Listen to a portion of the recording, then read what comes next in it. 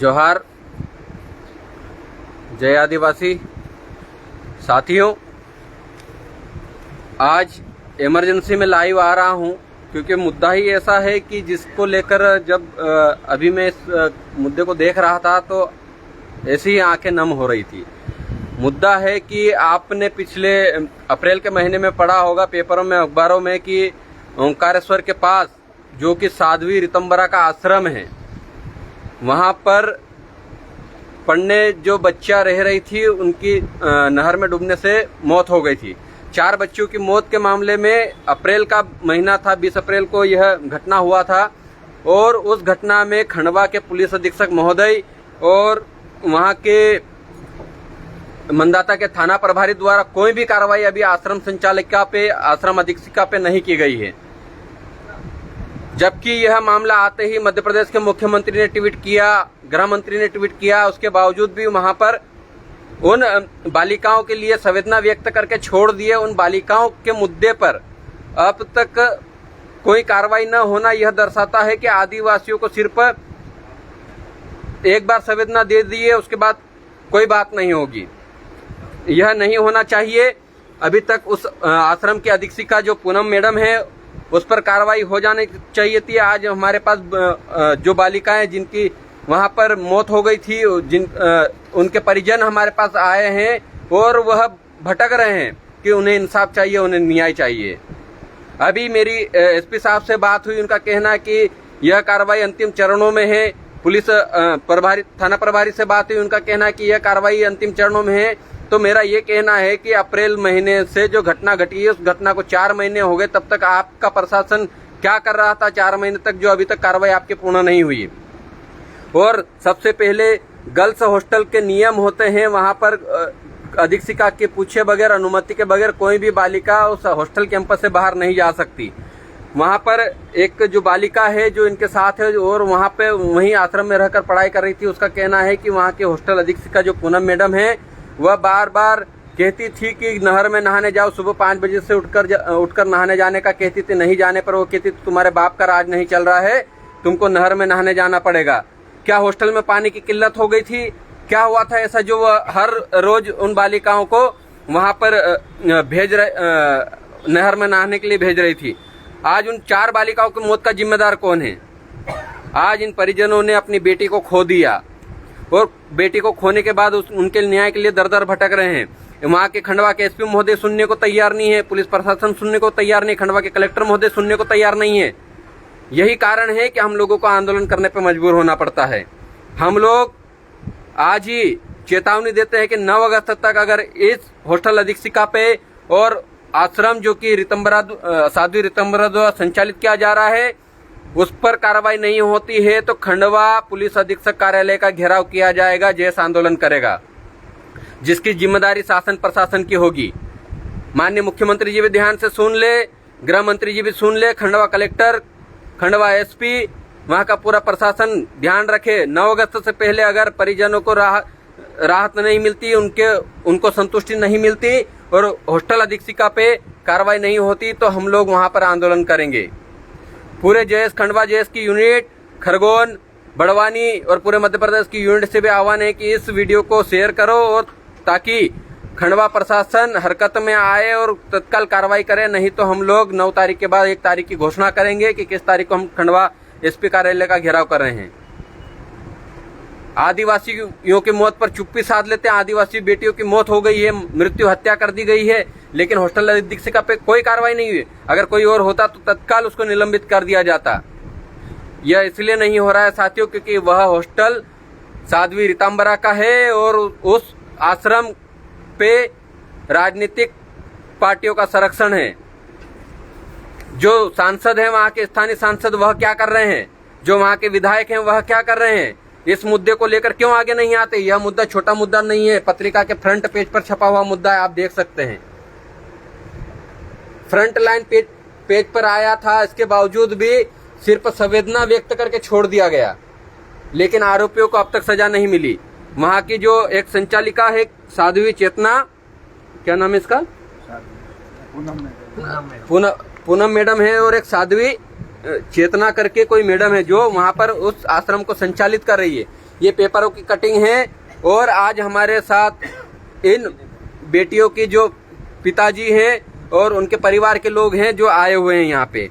एक साध्वी साक्षी चेतना जो आश्रम की अधीक्षिका है, इस पे कोई कार्रवाई नहीं हुई। इनके तत्काल गिरफ्तारी होनी चाहिए थी, क्योंकि हॉस्टल में आश्रम में रहने वाली जो बच्चियां थी सुबह 4 बजे नहर में क्या कर रही थी, ये 4 बजे का जिक्र इनकी पीएम रिपोर्ट में किया जा रहा है। पोस्टमार्टम रिपोर्ट में कहा गया है कि सुबह 4 बजे के वक्त इनकी पानी में डूबने से मौत हुई, जबकि उनके शरीर के अंदर से पानी नहीं मिला।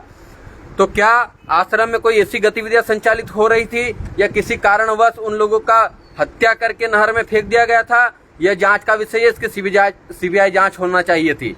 लेकिन पुलिस प्रशासन की ढीलपोल और राजनीतिक लोगों के संरक्षण और उनके मिलीभगत के कारण यह कार्रवाई नहीं हो पाई। और आज इन बच्चों के जो माता पिता है, जो परिवारजन है, जो भटक रहे हैं, मैं उनसे ही अभी आपको रूबरू करवाता हूं। और बार बार कह रहा हूं, 9 अगस्त से पहले, 9 अगस्त तक तो हम आदिवासी दिवस के कार्यक्रम में बिजी हैं। उसके बाद तक अगर कार्रवाई नहीं होती तो हम लोग वहां आंदोलन करेंगे। वहां के जो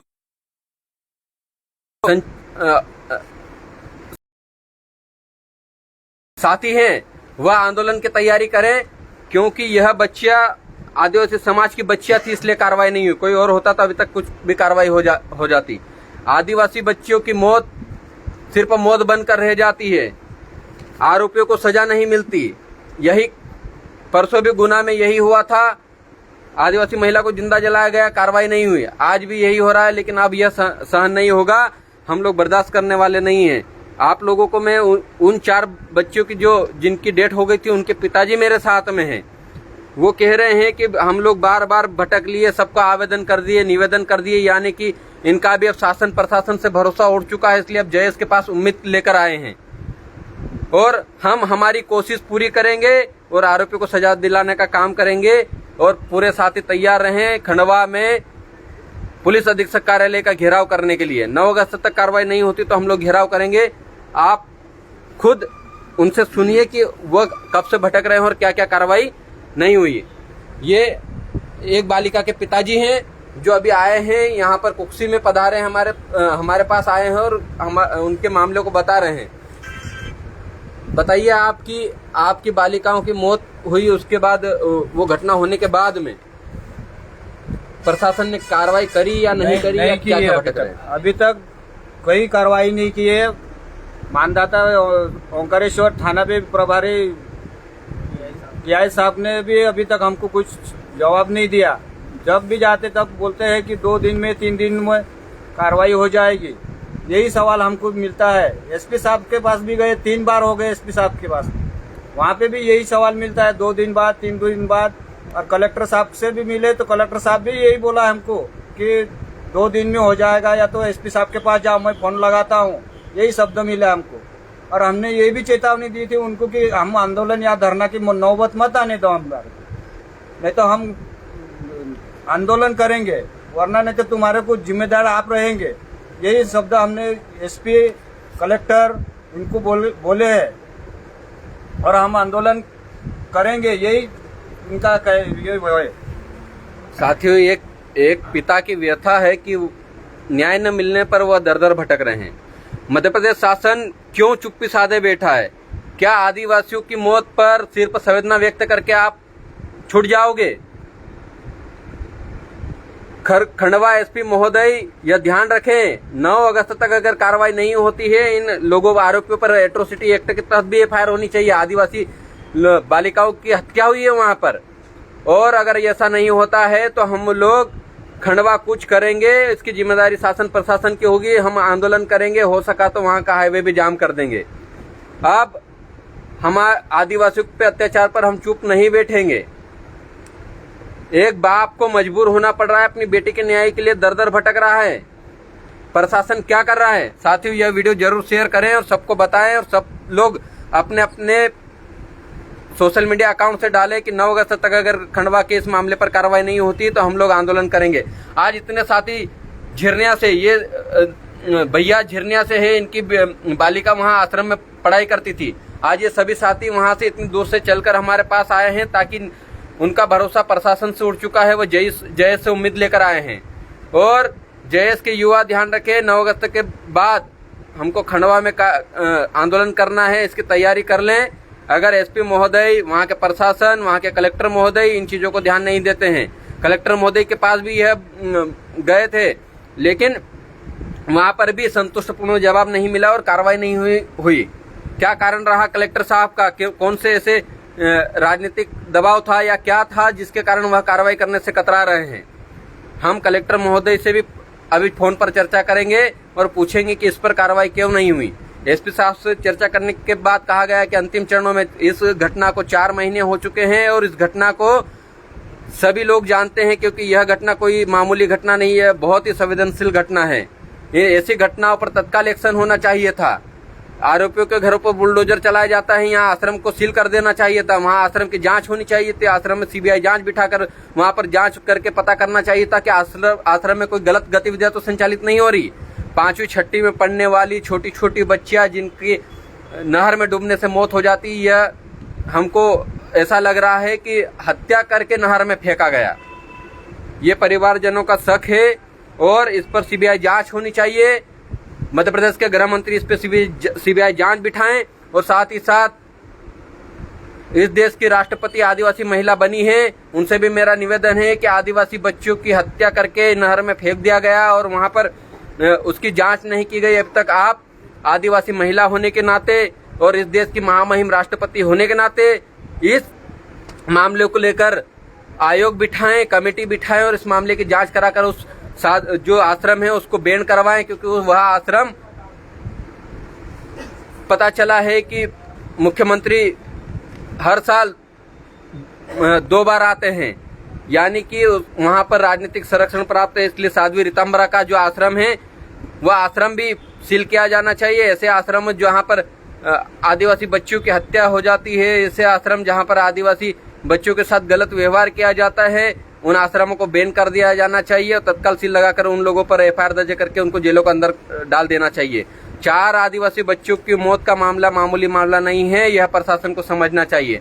हम फिर चेतावनी दे रहे हैं खंडवा प्रशासन को, कार्रवाई करे, अन्यथा हम आने को मजबूर होंगे। हम लोग 9 अगस्त के बाद तारीख देंगे और सभी साथी खंडवा जाने के लिए तैयारी कर लें। ये सभी साथी वहां से आए हैं, यह सभी साथी ऐसे ही नहीं आए हैं। इन लोगों का दुख है, दर्द है, वो इंसाफ चाहते हैं और इंसाफ नहीं मिलता है तो जयेश के पास आए हैं।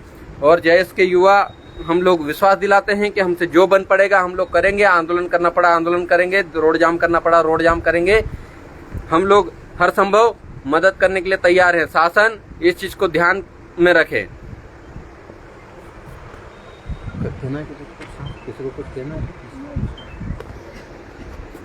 सभी साथी इस वीडियो को शेयर करें और खंडवा प्रशासन को बार बार चेतावनी देवें कि इस मामले को लेकर गंभीरता पूर्वक कार्रवाई करें, नहीं तो हम लोग 9 अगस्त के बाद तारीख डिसाइड कर रहे हैं, हम लोग आ रहे हैं।